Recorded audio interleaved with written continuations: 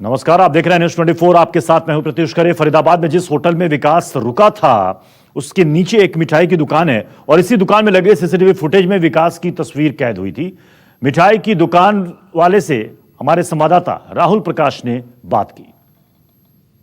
जिस कुख्यात गैंगस्टर विकास दुबे की तलाश में ओयो होटल में छापेमारी की, जहां उसके 2 एसोसिएट्स पकड़े गए, मैं उसी ओयो होटल के नीचे मौजूद हूं। मैं एक तस्वीर के माध्यम से ये दिखाने की कोशिश कर रहा हूं कि विकास दुबे जिस तरीके से इसी सीढ़ी के ऊपर खड़ा था, यानी अगर आप ये देखें फ़ोटो में तो यहाँ खड़ा है, यानी वो इस जगह खड़ा है जो साफ़ हुआ है, यानी फुटेज जो सामने आई है। दूसरी तरफ जो सीसीटीवी जारी किया गया है, जो सामने आया है, वो इस होटल के इस कैमरे का है। यानी अगर मैं आपको दिखाने की कोशिश करूं, यहाँ पर ये सीसीटीवी यहाँ पर दिखाई दे रहे हैं, जहाँ एक नीचे की तरफ दिखाई दे रहा है, दूसरी तरफ इस ये जो बीकानेर जिस तरीके से बताया जा रहा है कि ये एक मिष्ठान भंडार है, इस फुटेज में यहाँ से ऑटो पकड़ते हुए दिख रहा है विकास दुबे। ये तस्वीर इसलिए भी ज़रूरी है क्योंकि जिस तरीके से एसटीएफ की छापेमारी हुई, जो एसोसिएट पकड़े गए, उसके बाद विकास दुबे की धरपकड़ तेज़ी से पूरे राज्यों में 50 से ज़्यादा टीमें काम कर रही है। और ये मिठाई की दुकान है जिस फुटेज में यहाँ से ऑटो में बैठा हुआ दिख रहा है, जो वीडियो सामने आया है। ये मिठाई की दुकान रोज़ाना खुलती है और यहाँ पे भी सीसीटीवी है। अब हालांकि ये साफ़ नहीं है कि वो अंदर आया कि नहीं आया, लेकिन इसी सीसीटीवी के ज़रिए उसकी तस्वीर दिखाई दी। भाई साहब, आप यहीं काम करते हैं, तो आपने देखा फुटेज उसकी? दिखाई दिया इसमें कुछ उसको? और कौन रहता है आपके यहाँ पे? रोज़ खुलती है दुकान ये? और कौन है मालिक? कहाँ है आपके मालिक? बाजार गए। अच्छा, तो ये फुटेज पुलिस कब लेकर गई? पुलिस ने कब ली फुटेज? सीसीटीवी जो दिखा ना, वो मैं कल इधर नहीं था, भैया था मेरे बड़े। अच्छा, तो ये रोज़ाना कितने बजे तक खुलती है दुकान? रोज दिन 7 बजे खुलता है। शाम तक बंद कितने बजे होती है? 9 बजे शाम को। ये वही मिठाई की दुकान है। हालांकि जिस तरीके के फुटेज सामने आई थी, उस फुटेज में जो वीडियो सामने आया है वो इसी के बाहर का है, जहाँ से वो ऑटो में बैठे दिख रहा है। और यहाँ पे ये ढाबे भी हैं और यहाँ भीड़ भाड़ भी है। जिस तरीके से पूरी कहा जा सकता है कि ओयो होटल है, जो जहाँ रूम लिया गया था, लेकिन वो आया था और यहाँ से ही ऑटो में बैठते हुए, जैसे ये ऑटो खड़ा है आप देखें, यहाँ पे ही वो फुटेज सामने आई है, लेकिन उसके बाद पुलिस के हाथ वो नहीं आया, उसके साथ ही आया। ये काफ़ी हैरान कर रही है तस्वीर इसलिए भी कि वो दिल्ली एनसीआर में सरेंडर करने की कोशिश करने के लिए यहाँ पहुँचा था, या कोई और अटकलें हैं कि वो अब दिल्ली के बाहर कहीं बॉर्डर एरिया पे है, कहीं राजस्थान ना चला गया हो। तमाम टीमें काम कर रही हैं। हालांकि उसे खुद का डर है कि या तो उसे मार दिया जाएगा, नहीं तो वो जिस तरीके से भागने की कोशिश कर रहा है, सरेंडर करने की कोशिश कर रहा था, ये तस्वीर अब सामने आई है। यानी कोशिशें लगातार पुलिस कर रही है और वो भी लगातार भागने की कोशिश कर रहा है। लेकिन ये ज़रूर है कि पुलिस लगातार उसके साथियों को पकड़ रही है। इससे पहले उसके दाएं हाथ, जिस तरीके से कहा जा सकता है, उसके खास एक साथी का एनकाउंटर किया गया, उसके बाद यहाँ पे भी पुलिस पहुँची। यानी तस्वीर, कोशिश यही है, तस्वीर में दिख रहा है कि अब पुलिस लगातार उन जगहों तक पहुंच रही है जहां जहां उसके संपर्क हो सकते हैं। कैमरा पर्सन जहांगीर के साथ राहुल प्रकाश, 24, दिल्ली। फरीदाबाद के इंदिरा नगर कॉम्प्लेक्स में गैंगस्टर विकास छिपा हुआ था। इंदिरा नगर कॉम्प्लेक्स से संवाददाता पवन मिश्रा की रिपोर्ट। तस्वीर आपको हम दिखाते हैं जहां से श्रवण प्रभात और अंकुर को पुलिस ने गिरफ्तार किया। देखिए, शांति मिश्रा, मकान number 38, sector 87, new Indira complex, Faridabad. और इसी मकान से इस तीनों को उठाया गया है। जो हथियार बरामद हुए हैं, उसी हथियार से विकास ने पुलिस पर ताबड़तोड़ फायरिंग किया था और 2 जो 9mm पिस्टल बरामद किया हुआ है, वो उस साथ में भी वो बरामद हुआ। यानी पूरे इलाके की आपको हम तस्वीर दिखाते हैं। ये इस गली जो है, गली सेक्टर 87 का जो इंदिरा कॉम्प्लेक्स ये है और सामने वो मकान है। यानी सोसाइटी से ये मकान जो है पूरा घिरा हुआ है और यहीं पर आकर के छुपा हुआ था। जब पुलिस की टीम यहाँ पर 30 की संख्या में पहुंचती है तो फायरिंग शुरू होती है, फायरिंग किया जाता है, जिसके बाद धर-दब होता जाता है। लेकिन पुलिस को चकमा देकर एक बार फिर से विकास फरार होने में कामयाब हो जाता है। अंकुर जो है अपनी छवि, साफ सुथरी छवि बनाकर रखा हुआ है। लोग उस बच्चे उसे अंकल कह के पुकारते हैं, तो बुजुर्ग उसे बेटा कह के बुलाते हैं। जो जरूरतमंद लोग हैं उससे पैसे भी दिया करता था, बच्चों को टॉफी भी बांटा करता था। यानी इलाके के कई ऐसे लोगों से हमने मुलाकात की, पड़ोसियों से हमने पूछताछ किया। उनका यही कहना था कि उन्हें यकीन नहीं हो रहा है कि इतने बड़े गैंगस्टर का वो साथी रहा है और विकास खुद यहाँ पर आकर के ठहरा। लेकिन चौंकाने वाली बातें हैं कि वो इलाके से बहुत ही आराम से फरार हो गया। चलिए इस वक्त सीधे रुक करेंगे पवन मिश्रा का। पवन, ये जो उसके 3 गुर्गे पकड़े गए हैं यहां से, अंकुर, प्रभात और श्रवण, यहीं पर आकर विकास दुबे भी छिपा हुआ था। आपने जो रिपोर्ट की है उसमें आपने कहा कि अड़ोसी पड़ोसी किसी को पता नहीं था कि वो इस तरह के अपराध में संलिप्त है। पुलिस जब वहां पर आई, जब उनकी धरपकड़ हुई, लोगों ने क्या वहां पर देखा?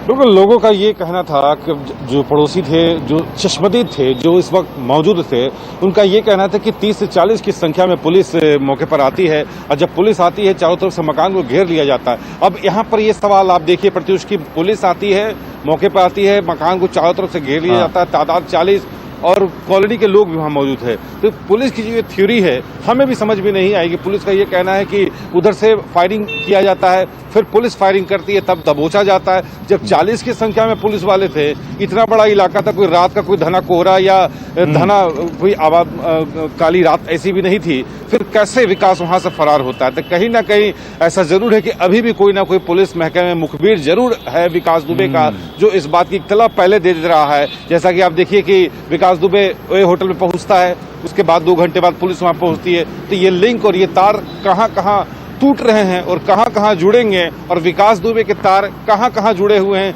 इसकी भी अब शिनाख्त पुलिस इसमें लगी हुई है। टेक्निकल टीम को अब इसमें लगाया गया है कि आखिर आप सोचिए, कानपुर में ये हत्या करता है और कानपुर से सीधा फरीदाबाद, रास्ते में कितने टोल नाके, पुलिस चौकी, थाने पड़े होंगे। तो पुलिस पर सवाल जरूर इस पर उठता है कि आखिरकार पुलिस कर क्या रही है। क्या जब हमने ये रिपोर्ट दिखाना शुरू किया तब जाकर पुलिस जगह जगह चप्पे चप्पे पर निगरानी बढ़ाई, गाड़ियों की चेकिंग की, तो आप ये समझना होगा कि विकास दुबे कोई मामूली सा कोई अपराधी नहीं है, बड़ा अपराधी है। 8 पुलिस वाले की हत्या किया, पहले भी कई हत्या की वारदात को अंजाम वो दे चुका है और जहां जिस जगह पे वो ठहरा, तो कहीं ना कहीं पुलिस के सबसे बड़ी बात है कि पुलिस यहां पर पहुंचने वाली है, ये बातें विकास तक पहुंच कैसे जाती हैं और वो कैसे वहां से भाग जाता है। पवन, आप हमारे साथ बने रहें।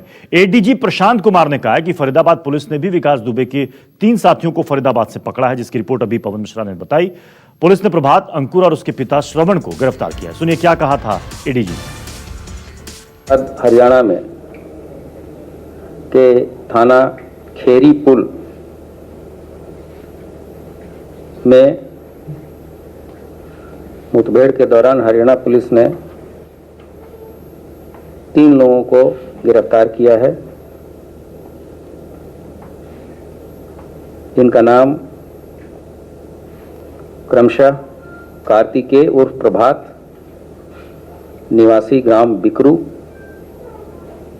पुलिस स्टेशन चौबेपुर, जनपद कानपुर नगर।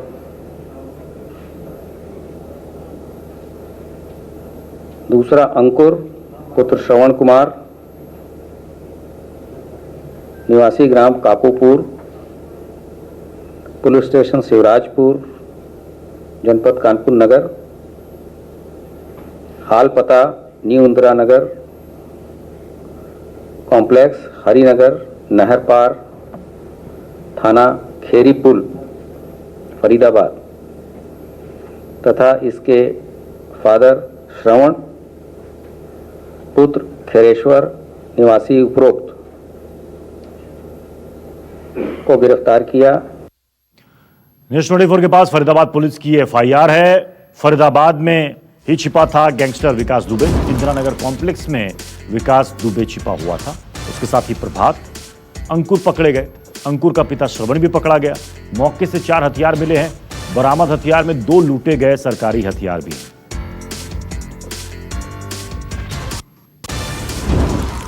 पवन मिश्रा हमारे साथ सीधे फरीदाबाद से जुड़ रहे हैं। पवन, इनके पास से जो हथियार बरामद हुए हैं उनमें क्या वही हथियार है कि जो कानपुर से लूटे गए थे उस कांड के बाद?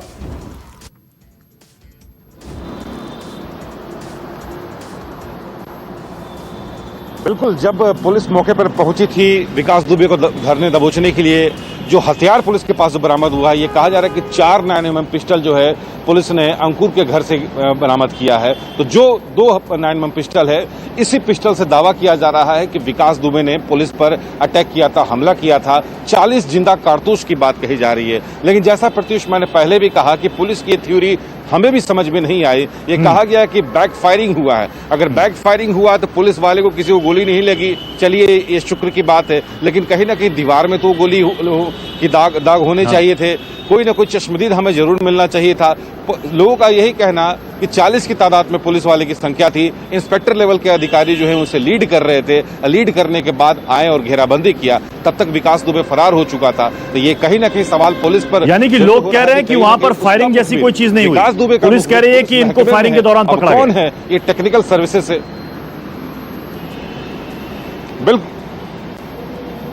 बिल्कुल पुलिस का ये कहना है कि मुठभेड़ या पुलिस को देखते ही श्रवण ने बैक फायरिंग शुरू कर दिया। अब आप ये सोचिए प्रत्युष कि लोगों का ये कहना है कि पुलिस सादी लिबास में थी, उसे कैसे पता चला कि ये पुलिस वाले हैं? तो कई ऐसे सवाल, कई बिंदु हैं जिस पर हम भी तफ्तीश कर रहे हैं। चलिए, बहुत बहुत शुक्रिया इस पूरे अपडेट के लिए पवन। और चलिए अब आपको दिखाते हैं कानपुर कांड की उस काली रात का सच, जिसके गवाह हैं वहां से जान बचाकर वापस लौटे बेटुर थाने के सिपाही अजय कश्यप, जो इलाज के बाद अस्पताल से अपने घर पहुंचे हैं। कानपुर ऑपरेशन में शामिल रहे अजय से सुनिए उस स्याह रात की पूरी कहानी।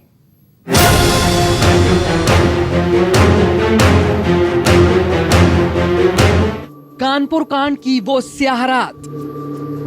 ये कुछ दिन 2 तारीख की रात थी, तो एसओ सर के पास फोन आता है। न्यूज 24 पर स्याह रात का चश्मदीद सिपाही। हमारे स्टाफ का किसी ने टॉर्च मारी विकास दुबे की छत की तरफ, तो वहाँ पे कोई एक आदमी दिखाई दिया। सिपाही अजय की जुबानी सुनिए कानपुर कांड की खौफनाक कहानी। और फायरिंग बहुत जगह से वाली होती है, कम से कम 20-22 राउंड आए होंगे पहली बार में। कानपुर में 2 जुलाई की उस रात को हुए खौफनाक कांड में बुलंदशहर का घायल सिपाही अजय कश्यप अस्पताल से अपने घर डिबाई पहुंचा है। ऑपरेशन में शामिल अजय उस स्याह रात का चश्मदीद भी है, जिसने मौत और अपने साथियों को दम तोड़ते हुए बहुत करीब से देखा है। घायल सिपाही अजय ने खौफनाक ऑपरेशन का सच सामने रखा तो सभी के रोंगटे खड़े हो गए। ये कुछ दिन 2 तारीख की रात थी, तो एसओ सर के पास फोन आता है किसी का कि हमें वहाँ दबिश में जाना है। तो वहाँ पे 3 थानों की पुलिस आ रही थी, चौबेपुर, शिवराजपुर, हमारी बिठुर की। तो 10 कुल लोग 10 रहे थे हमारे थाने से। गाड़ियाँ रास्ते में वहाँ पे सबकी मिल जाती हैं, तो गाड़ी गांव के बिकरू गांव के बाहर खड़ी होती है। हम लोग उससे पहले उस गाँव में कभी नहीं गए थे, हम बिल्कुल अनजान थे उस गाँव से, हमें नहीं पता था कौन सी गली कहाँ जा रही है। उतरे गाड़ी से उतर के तुरंत चल दिया। कोई बोला ब्रीफिंग नहीं करी गई हमारी, क्या किसके यहाँ जा रहे हैं, कहाँ जा रहे हैं। उसका मकान गाड़ी से लगभग 200 मीटर के आसपास होगा। तो हम वहाँ पे गए, तो रास्ते में बिल्कुल अंधेरा था, तो वहाँ पे एक जेसीबी खड़ी थी।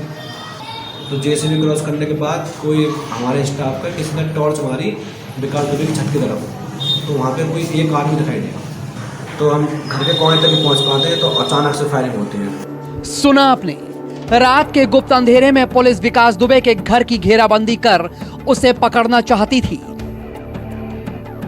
लेकिन पहले से ही घात लगाकर बैठे बदमाशों ने पुलिस पार्टी पर गोलियों की बौछार कर दी। और फायरिंग बहुत जगह से वाली होती है, कम से कम 20-22 राउंड आए होंगे पहली बार में। तो वो वहाँ अजय सहगर की गोली लगी, हमारे भैया के उनके 2 गोली उनके यहाँ लगी, और एसओ सर की गोली लगी, मेरे यहाँ हाथ में गोली लगी, और टांग में लगी, पैर छाले लगे। तो हम बड़ी मुश्किल से, हमें एक आड़ सी दिखाई दी दीवार की, उस दीवार की आड़ लेके हमने थोड़ी कवरिंग फायर करते हुए, लेकिन हमें अंधेरा बहुत था, हमें बदमाश नहीं दिखाई दे रहे थे। तो बस हमने कवरिंग फायर करते हुए हमने एक ट्रॉली खड़ी थी, वहाँ पे सबने ट्रॉली की आड़ ली, सर पहले गए, फिर सर ने हमें बुलाया, हम उनके पीछे गए, फिर एक टूटे से मकान में होते हुए फिर हम एक गली में आ गए। अब हमें ये नहीं पता था गली पार है नहीं है वो, तो भगवान की दुआ से वो गली पार थी, तो हम अपनी गाड़ी तक आ गए। तो सर ने सबसे पहले हमें अस्पताल पहुंचाने लगे, गाड़ी बिठाया, हमें अस्पताल छोड़ा, वहाँ आ गए अस्पताल। कानपुर कांड में बदमाशों की गोली से घायल हुए अजय को खुद के बचने की इतनी खुशी नहीं है जितना रंज अपने साथियों की शहादत का है। अजय की आंखों के सामने उस रात का मंजर आज भी वैसे ही घूम रहा है। अजय ने अपने सामने साथियों को दम तोड़ते हुए देखा है, जिसे ताउम्र भुला पाना नामुमकिन है। इतनी खुशी नहीं है मुझे बचने की, इतना दुख हुआ उनके जाने का।